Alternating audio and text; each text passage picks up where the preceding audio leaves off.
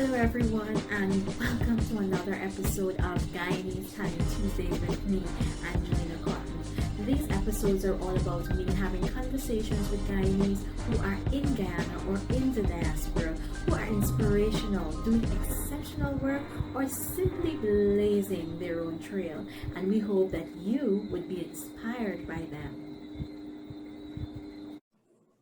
I am Angelina Cotton, and it is an extreme honor to welcome and introduce to you sisters and Olympic athletes Jasmine Abrams and Aliyah Abrams, who both recently represented Guyana at the Olympics in Tokyo. So welcome to you, Aliyah and Jasmine, to our Guyanese Talent Tuesdays. And once again, a hearty congratulations on making it to the Olympics and representing us Guyanese on the global stage. We are so appreciative and proud. So welcome, welcome, welcome to you both. Thanks for having us. Yes, so let us get into the deets. Yes, there you go. All right. So, Jasmine, this was your first time at a global platform at the Tokyo 2020 Summer Olympics in the 100 meter, as a 100-meter sprinter. What emotions did you have when you learned you made it to the world stage? When I first found out, Mr. Hudson called me and told me I was in the airport coming back from Bahamas. And at first, before he called me, I was upset because I didn't hit the time that I wanted to, and the meet didn't go as I wanted it to in Bahamas. But then when he called me and told me I made it in, I was elated. Like, I started crying in the middle of the airport, and I called like all my family members to let them know how happy I was and that I made it. So it was very exciting when I found out. Lovely. Well, was it always a dream for you? Is this something that you had on your to-do list to make it to the Olympics? Yes, I've always said I wanted to represent my family's country, and running the 100, of course, because that's my favorite event.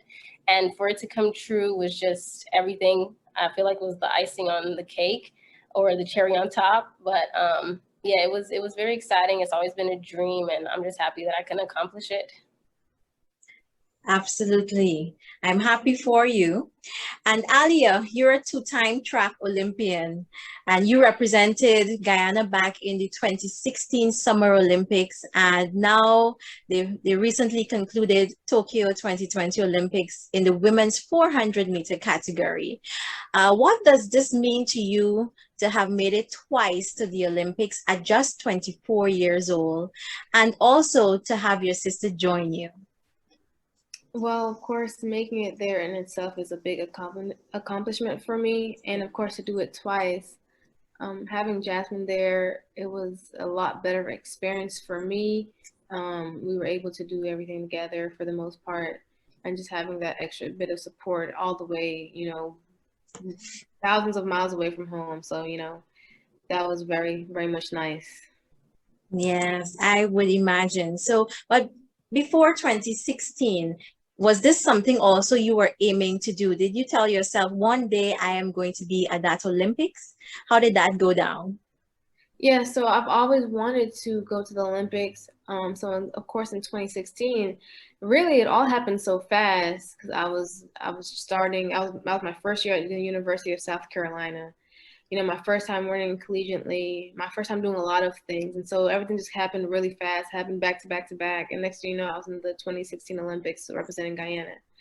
So, it's always been a dream of mine. And I really was able to enjoy this time going in 2020 more than I did in 2016, just because I really just took it for what it was. And I did all the work to get here. I deserve to be here. And so, I'm just really, it's always been my dream to, go to the Olympics. And I'm really just proud of myself. And I'm just grateful that Guyana, allotted me that opportunity. Yes, I'm so proud of you both. At 27 and 24, you have already made your mark, a big mark in your life, in history, and not only for your family, but for your family's country. And I am so, so, so proud of you both. But I know that getting to the Olympics, there there will be challenges. What hurdles did you find you had to jump over in order to get there? Uh, Jasmine, you can go first. Well, with the pandemic, of course, at first when it started, I thought, we would still have the Olympics that year and we would still go out and train and everything would be fine. But then when everything started escalating and they had to shut stuff down, that kind of was, I feel, the biggest hurdle for me, having to try to figure out what track to go to, trying to figure out if I'm going to be able to get to the gym. So just the little things like not being able to practice was my biggest hurdle. Yes, yes, the COVID-19 in both 2020 and 2021 has been a challenge for many athletes and those who are in the sporting world. And so, Aliyah, was there any other thing that you're thinking of that you had to overcome? Yeah, I was having some challenges, I would say, at the beginning of 2021, and it was more nutrition based. I was having problems like, finishing my workouts I've done in the past and done great in them. I was having a problem finishing my workouts. I was having a problem really kind of balancing, the proper diet because I was making a lot of adjustments in my life at the time. So I had to run some tests, find out my vitamin D was very low. And so, of course, I had to start, getting that back on track. So finally, when I was able to, feel back to normal, then I kind of started stumbling into some, I don't want to say injuries, but, just a reoccurring pain that I feel in my leg. So just having to have that nagging at me all season and just trying to find ways to overcome that via, therapy, physical, you know, physical therapy and such, and like massages, just trying to relieve some of the pain that I've been feeling. That was really my biggest hurdle that I had to, you know, jump over just to on my way to the games. There, yes, yes. And I'm so glad that you did, that you pushed through and you were there to represent us. But as we speak about setbacks, I cannot imagine the nerves you both also had to contend with as you competed at the Olympics. I know for any competition, you have to be in a certain mental space or state so as not to crack and so that you would show confidence and belief in yourself. What was your anchor or that thing that kept you stable before the competition, Jasmine? What is it that you held on to? It could be one or two things. Tell us what they were. It was actually a few things and a few people, like my support system, my mom, my sister, my boyfriend. Like, they keep me grounded and they make sure that my mindset is ready and I'm ready to go execute my race. And then I've always have a saying, like a girl I used to work with, she always said, whenever I get nervous for a race, she said, what is the reason to be nervous when you've been doing this? Like, you train for this, this has been your goal. What are you nervous for when you basically practice for this all your life and prepare for this all your life? Just go out there and execute. So with those three people and that saying that she told me, I just made sure that I did what I had to do, go out there and perform to the best ability at the time, and just make sure that I executed my race and the nerves didn't get a hold of me. So Aliyah, I know as you are at the start, as you knelt getting ready to start, what went through your mind and what did you feel? I just, of course, there's always those pre-race nerves that most athletes feel. So I just made it a point to just kind of control my thoughts. It's so easy for them to get lost. So I just kept telling myself over and over, like, I'm ready. I'm ready again. So I just kept telling myself, giving myself some positive affirmations before I got on the line. So of course, so that kind of helped control my thoughts because, it is a little overwhelming at times to really think about, the competition you're about to go into. So that's what I did. Yes, I can only imagine. I still can't imagine myself being there and to have to control that thought, those thoughts that will pass through your mind. But Jasmine, was it the same for you? How did you feel? How did you compose yourself to stay focused?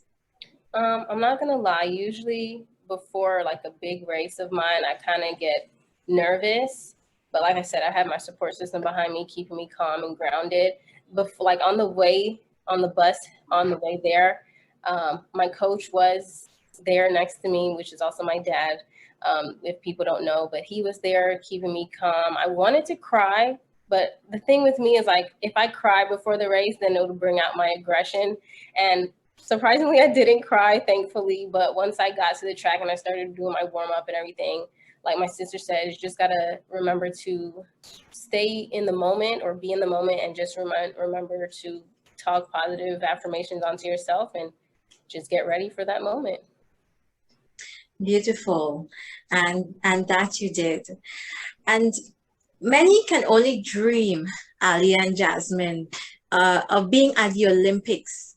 I can't, as I said before, just imagine I'm past that age. I can't decide that I'm going to dream to be there now. But, that's something that will pass through your mind. I wonder what it will be for me to be at the Olympics. And you both made that dream come true for you. And I want you to tell us, what was that experience on the ground for those of us who have never had the opportunity to, would never get the opportunity to be at the Olympics? What was that experience like for you? Aliyah, you can go first. It's a great experience. It's really hard to describe. You're surrounded by greatness, like athletes from every different country, every different sport.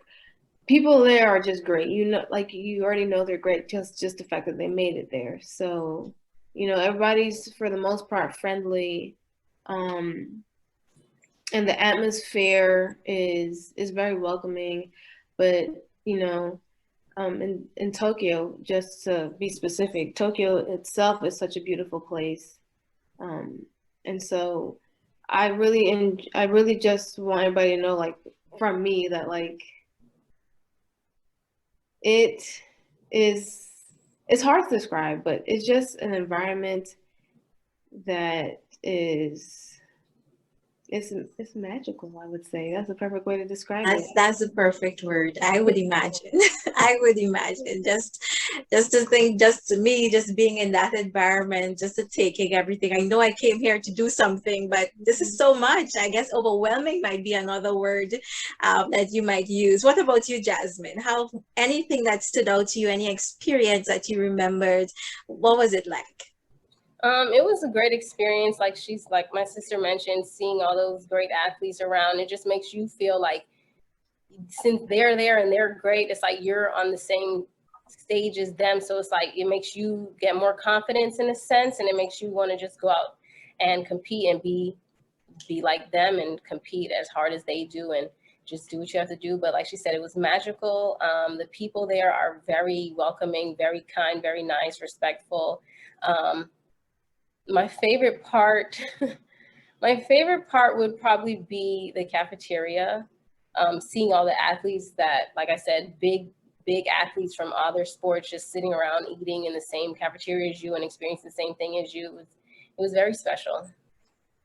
Was there any athlete that you wanted to meet that you got to meet? Is there anyone that you said, I really hope that I meet so-and-so? Is there...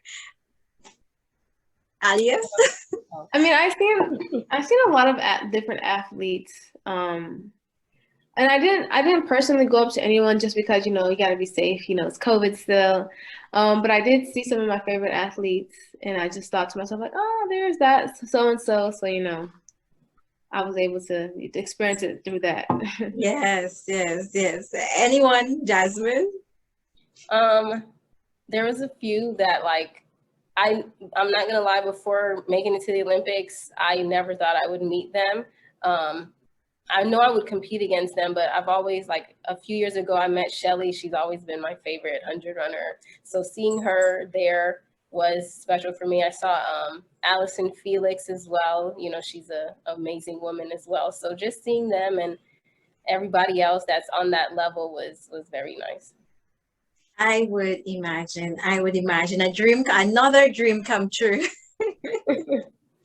Yes, I would imagine. I'm very happy for you guys, and I live vicariously through you as I listen to as I listen to you speak, right? I also know that your parents played an integral part in offsetting your career in track. And so to both of you, at what was life like for you growing up with track and having your having your dad as your coach? What was life like for you? Any one of you can go first. I'll just start it off, only because I started running track before Jasmine. So Okay. track came into our lives. My brother started it first. I think at the time I was 11 or 12.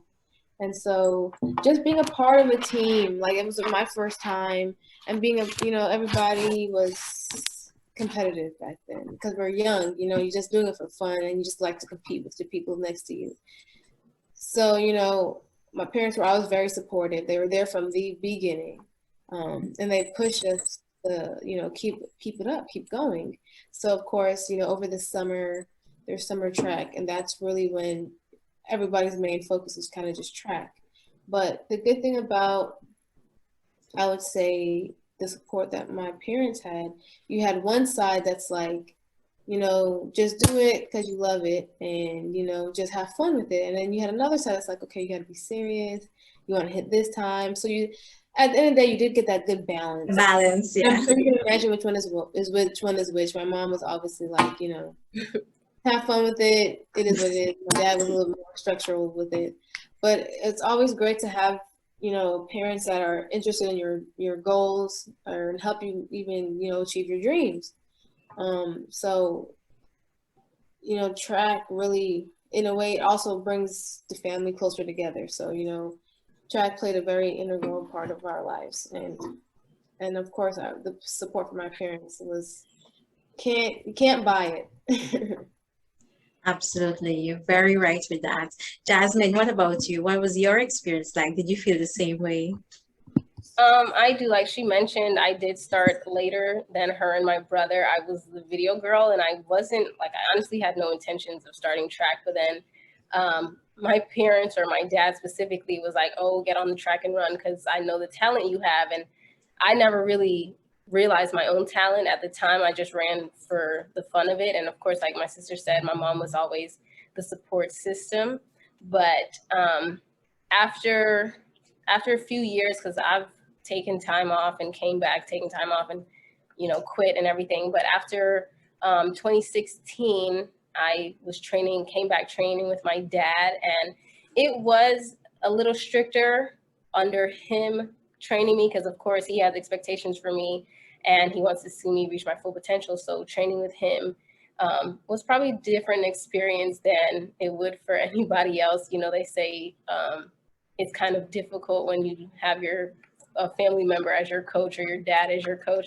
So with that, it's a little here and there. We get along very well when it comes to track, and then it's like personal, we've had to find a balance or a difference between it. But aside from that, when we're on the track, we make sure we focus and get what we got to get out of the workout and make sure I'm executing everything perfectly. And on my mom's side, she's always, just there as our support system. Whenever I need anything, she'll search up like supplements, vitamins for me. She's very, very supportive, and she's at some point I say she's like my momager. Momager.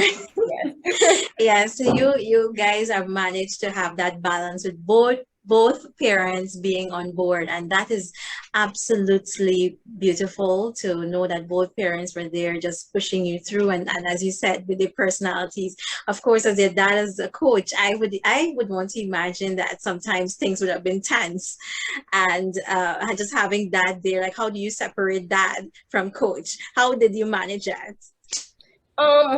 For me, it was kind of difficult because, like I said, he wants to be dad and coach, and sometimes I have to tell him, once we're on the track, it's about strictly business. It's all about track. We just need to focus on this. We can't if you're upset about something I did at home, we can't bring it onto the track. So it was for a few years, it was like back and forth, and it took some time to finally get that balance of where, okay, we're on the track. Let me focus on track. Anything personal, we'll take it to the house. So Lovely. I'm glad to hear that story. You girls are giving me the Williams sisters vibes. So I'm enjoying that. I'm enjoying that. But talking about sisters, do you compete with each other? You train and compete with each other. Who thinks who's the best? Aliyah, what is that like for you?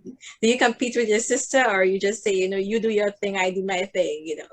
Well, I don't think we've ever competed against each other, like in an actual race. Not in like professionally.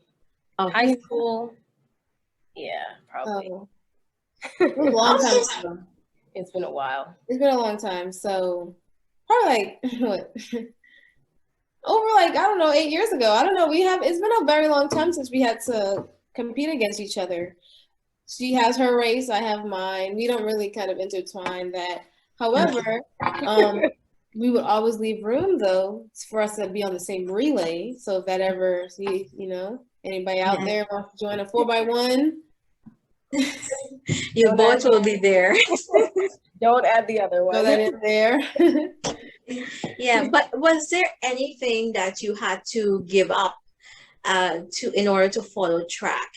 Jasmine, you mentioned that track wasn't something that you initially thought that you wanted to do and you didn't start very early as Aliyah. But is there something that you felt you gave up or you had to give up in order to pursue that track life? Yes, but this year and even in 2019, I did give up working. In 2019, I stopped working in I want to say July. And I realized that once I stopped working and had that stress of work on me and working an 8-hour shift, I actually ran my fastest I've ever ran at the end of July. So I was like, okay, obviously me working and running track is difficult. I'm not running my fastest or reaching my full potential. So I stopped working in 2019, and then 2020 came. With the pandemic, I started back working. And then when 2021 came around, I was like, okay, let me just take the year off from work and focus on getting to the Olympics because that was my main goal. So then when I made the team, I was like, okay, I'm happy. I can focus on this, accomplish this goal, fully accomplish it, and then get back into work. But my belief, and this is just my personal belief and my experience, I feel whenever I'm working, I don't get my full potential out of track. And a lot of people before, they would tell me, oh, track is not a hobby, it's actually a job. So it's like, okay, I have to put my actual 9 to 5 on the back burner to focus on track. So that would be the only thing I gave up this time around. Yes, it is definitely a sacrifice, and you did it and you saw the benefits, and so that is very good, very good. Aliyah, is there something, if you weren't doing track, is there anything do you think that you would have been doing at this time? What you would have been, I mean, there are a lot of sacrifices that we have to make over the time period of running track. I can't, nothing too specific though, but I can only say that because I'm running track, I am in my opinion, in a better position with all the opportunities that were presented to me. So I can only imagine if I didn't run track, then I maybe wouldn't have pursued grad school or even stayed in South Carolina this long, or even it came to South Carolina. So I feel like all the sacrifices were necessary that I've made. I think I've chosen all the right, steps that led me here. So, I don't feel like I don't really feel like I'm giving up much, but because you're living your dream. Yes. Yeah. So now that you are Olympians, what's next for you, Jasmine? For me, I'm looking into Worlds, of course, World Indoors, World Outdoors, and all the other games next year. I believe it's Carifta and Commonwealth as well. So I'm looking forward to those. Right now, I'm, like I said, getting back into work so I can forward my track career and then hopefully start taking classes as a massage therapist. So. Oh, that is something you always wanted to do. That is good. That is good. What about you, Aliyah? I will stay in Colombia and continue to train Of course, looking forward to all the meets coming up next year. And then also, my degree was in public health. So I'm kind of working in the realm of that right now, but it's kind of a very easy, low stress job I'm doing right now. So those two things, and that's pretty much what my 1 year forecast looks like. So do you have desires to compete in the next Olympics? Anyone? For me, you know, I don't know what the future holds. I'm gonna keep training, and if it's in the cards for me, then I will be in Paris 2024. Oh, lovely. Lovely. Yeah. Yes, you feel the same way, Aliyah. Same for me. Can't tell the future. I know it's only 3 years from now, but you never know what life throws at you. So if I'm meant to be there, I'll be in Paris. You'll be in Paris. Lovely. And you both have Guyanese parents. And what is it like to have Guyanese parents and you're growing up in the US? What is it like? Is there anything from the culture that you embrace about your parents or what they would have passed on to you? Is there anything you want to mention? For me, it would be, of course, the food. I'm still even now trying to learn how to cook all the food that our culture has in it, especially pepper pot, because that's my favorite. Besides the food, of course, the music and just everything about it. So hopefully eventually when we go back to Guyana, we're not going for a meet. We could go and like actually explore the country, because usually when we come, it's for a meet, then we end up leaving. But hopefully we get more of the culture when we get there, because what we've gotten from our parents now has been a lot, and I'm sure there's more to come. Aliyah. Yeah, like you said, the food, the culture is very rich, so there's a lot to take from it. And our parents, did a great job of keeping that alive in our household.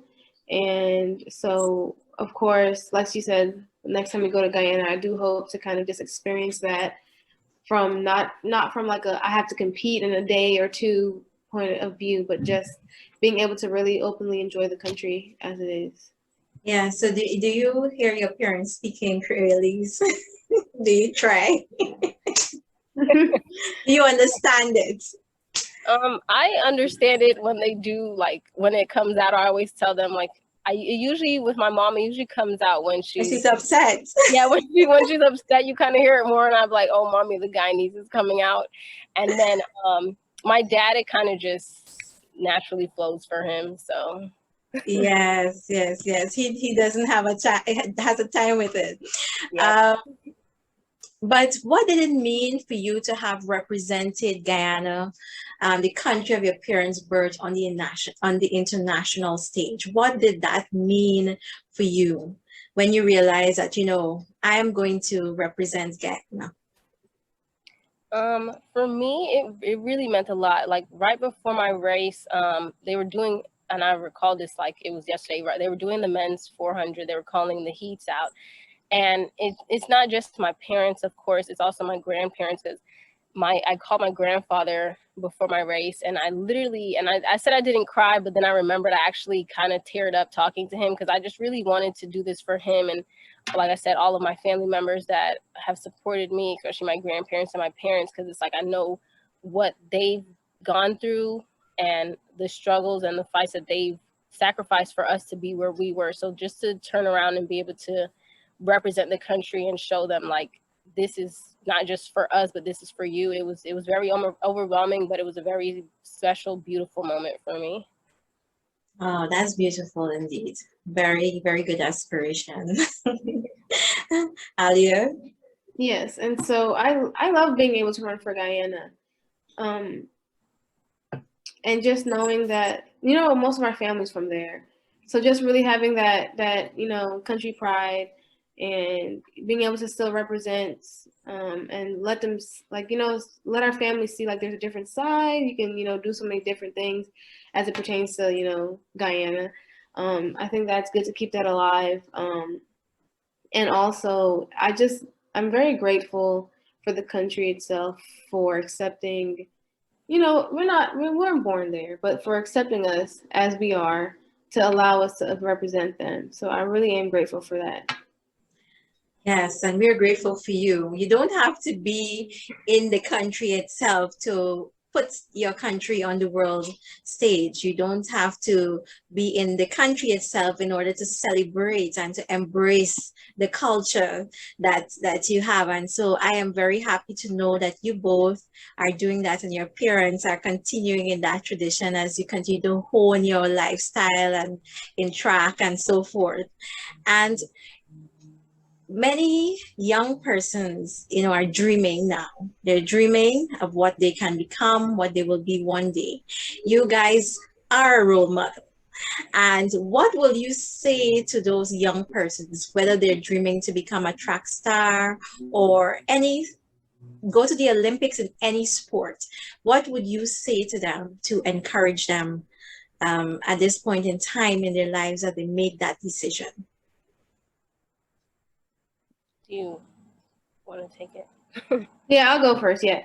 I just want them to know, not sure how encouraging this is, the first part's going to sound, but nothing in this life comes easy.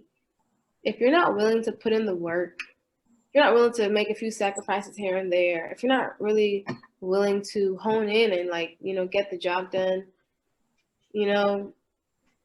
it's going to be a tougher ride. It's going to always, you always have to remember that it's not going to be easy. It's just not. So you have to put in the work, be patient, be grateful, put yourself out there, do your very best because, you never know what'll come back. You never, you could surprise yourself. And so long as and don't quit. If you quit, you already take yourself out of the game, take yourself out of the position to be, whatever you want to be. You just lose that opportunity. So don't quit. Just keep, going, persevere, and take everything in and be just appreciative for any opportunity that you do get.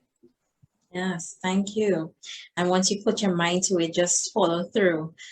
Very good. Yes. What about you, Jasmine?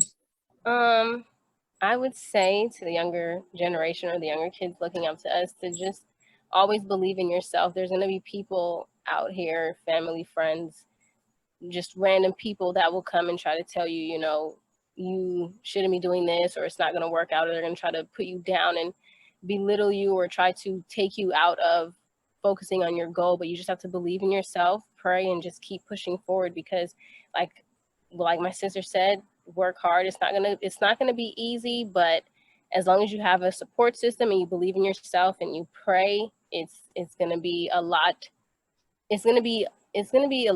easier to continue and push for your dream. So don't give up. Just keep going and believe in yourself. That's the biggest thing. Like I had to believe in myself and believe in my potential to reach where I am, even though I've quit a few times. But like I said, the support system and my belief system got me to where I am now. So I would tell them to just keep going and believe in themselves. That's beautiful. Beautiful advice from both of you. And as we prepare to end the interview, and I want you to let us know, like, what is life like for you beyond track and work? What do you do in your spare time? Who are you when you're not on the track? Aliyah, or you want to go first, Jasmine? Go ahead. When I'm not on the track, I'm actually reading. I just started reading this book called The 48 Laws of Power. A lot of people said the book is good, so I looked into it and I'm reading that. Aside from reading, I kind of like to relax, be in my house more. I'm trying to branch out and become more social and put myself out there more. But aside from that, I'm just a down-to-earth, easygoing person, and that's just who I am. Yes, that's nice. Aliyah? I think I would describe my life outside of track and work as I just constantly moving. I find it hard sometimes to kind of just sit. So I'm always on, I'm not going to say on the road, but I'm always doing something. I'm always finding new projects to do around the house, or, you know, new things to try to get into. So, and of course, I like to go out into my community, and like we have like the market on like Saturdays and such. So I like to involve myself in stuff like that. So Okay, that this is what kind of market? This is a regular market, or is it's a market that the community has put out? so every like Saturday morning, there's a I want to say they're vendors essentially for the community. So there's food, there's crafts, Oh, kind of there's like a farmer's music, market. farmers Yeah. market. Okay. Nice experience. So, yep. Okay, all right. But is there any specific thing? Because I know you said you like to occupy your time. Is there any specific thing that you know that you have to do, you enjoy doing? Jasmine said reading. You know, it's something you like to make, a craft or anything. For the time being, right now, I like to watch movies. Yeah. There's nothing wrong with that. Watched a lot of movies in Tokyo. Yeah. Yes, yes, yes. All righty. I am so happy and privileged to have spoken to you girls. I feel very honored. And so thank you. Thank you so much for joining us and coming on to share your experience at Tokyo. I've certainly lapped it all up because I wasn't there and I wanted to know what happened behind the scenes, you know, and so you girls were able to bring that forward and to let us know what your experience was like. And so I'm very grateful, and I wish you all the best in your endeavors. Everything that you set out to do in the future, may you accomplish them and do well. So thank you so much.